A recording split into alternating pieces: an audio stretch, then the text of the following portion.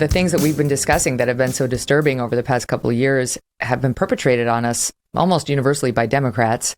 And you noted it yourself. I'd be remiss if I didn't ask you, are you still a Democrat? Yeah, I'm still a Democrat because I think of the Democratic Party as a party that believes in free speech, that, believes in the highest ideals of our country. And that is, a party that is much more reluctant to go to war, that opposes the corporate domination of our country, and that opposes environmental pollution. And those are, issues that people of both parties can share. I want to say this, Megyn, that I think it is, one of the intentions of people who are pushing totalitarianism is to encourage tribalism, and division. And if you look at, the strategies for shattering indigenous societies that the intelligence agencies have developed over many years, one of the key strategies is to divide people, divide them by race, by political party, by religion, whatever. And so, what I really try to do is I try to be a bridge to try to find the common values that we have. We have a level of polarization now in this country that is dangerous. If you see that documentary, Social Dilemma, it's very frightening because we are being manipulated to away from each other, to close the door on each other, to burn the bridges, and to create two Americas. It's the most dangerous polarization that we've had since the United States Civil War.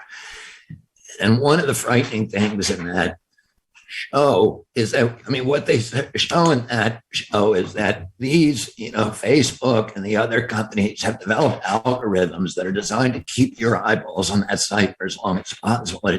And they're out of control of those algorithms. They set them in motion, and then they do things and learn things that nobody really knows how they're working.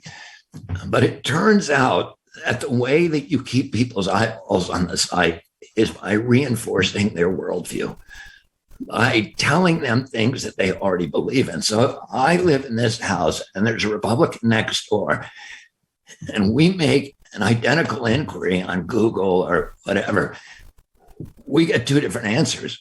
My answer will reinforce my worldview. His answer is going to reinforce his. And the division, the abyss between us gets deeper and deeper. And this is a real problem for society. And we have to figure out ways to build bridges with each other. So I don't talk so much about my political party anymore. I believe in all the values I've ever believed in. I'm fighting for all the values and for the vision of our country that I always believe in. But I am happy to talk to Republicans, work with them to battle in the foxholes and the trenches side by side with them. And Democrats and everybody. And I don't ever ask anybody their political party. Because I think, and I used to, so I'm not saying that it's not part of my, of what, but I think right now, purposefully, I really, I think it's so critical that we start talking to people that we disagree with and put aside all these tribal divisions, which are destroying this country. I love what you said. I agree with it wholeheartedly, and am trying to live it professionally and personally, and am living it. But forgive me for the follow-up, but do you think you could vote for a Republican presidential candidate in 2024? Or do you plan on voting for Joe Biden?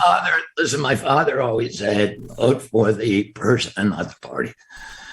I'm not going to talk about who I vote for or what I vote for, but I'm not going to, I really think it's critical that we become less partisan.